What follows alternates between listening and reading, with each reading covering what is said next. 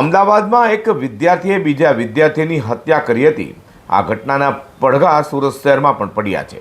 સુરતના રામનગર સિંધી સમાજ દ્વારા સુરત પોલીસ કમિશનર અને કલેક્ટરને આજ આવેદનપત્ર આપવામાં આવ્યું હતું। અમદાવાદના 7th ડે સ્કૂલમાં એક વિદ્યાર્થીએ બીજા વિદ્યાર્થીની હત્યા કરી નાખી હતી। આ ઘટના લઈને સુરત શહેરમાં રામનગર સિંધી સમાજ દ્વારા સુરત પોલીસ કમિશનર અને કલેક્ટરને આવેદનપત્ર આપવામાં આવ્યું હતું। આવેદનપત્રમાં જણાવાયું હતું કે આ ઘટનાની ઉચ્ચ સ્તરીય તપાસ કરવામાં આવે, આરોપીને કડકમાં કડક સજા થાય, ભોગ બનનાર વિદ્યાર્થીના પરિવારને આર્થિક સહાય અને સુરક્ષા તથા જિલ્લામાં તમામ શાળાઓમાં હિંસાત્મક પ્રવૃત્તિ રોકવા માટે વિશેષ નિગરાની અને સુધારાત્મક કાર્યક્રમ કરવામાં આવે તેવી માંગ કરાઈ છે।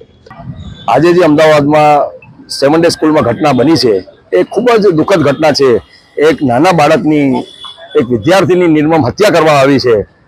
એનો વિરોધ અમારો સિંધી સમાજ નોંધાવે છે અને એના સંદર્ભમાં અમે આવેદનપત્ર શ્રી સુરત પોલીસ કમિશનર શ્રીને અને સુરત શ્રી કલેક્ટર સાહેબને આપ્યું છે કે આવી ઘટના ફરી વખત ક્યારેય બી ન બને એની ખાસ તમે તકેદારી લેજો।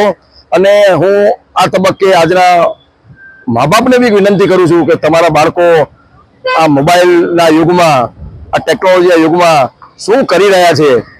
આટલી નાની ઉંમરે વિદ્યાના મંદિર જે હોય, સ્કૂલ એક વિદ્યાનું મંદિર છે, ત્યાં બાળકો ભણવા જાય, ત્યાં આવી ઘટના બને એ એક સમાજ માટે ખૂબ જ દુઃખદ વાત છે।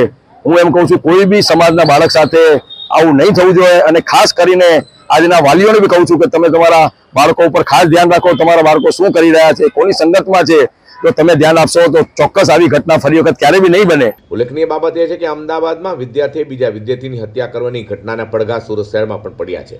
સુરત જિલ્લા શિક્ષણ અધિકારી ડોક્ટર ભગીરથસિંહ પરમારે જિલ્લાની તમામ સરકારી ગ્રાન્ટેડ અને ખાનગી શાળાઓ માટે કડક માર્ગદર્શિકા જાહેર કરી છે। આ પગલાંનો મુખ્ય હેતુ વિદ્યાર્થીઓની સુરક્ષા સુનિશ્ચિત કરવાનો અને શાળાઓમાં ભયમુક્ત વાતાવરણ ઊભું કરવાનું છે।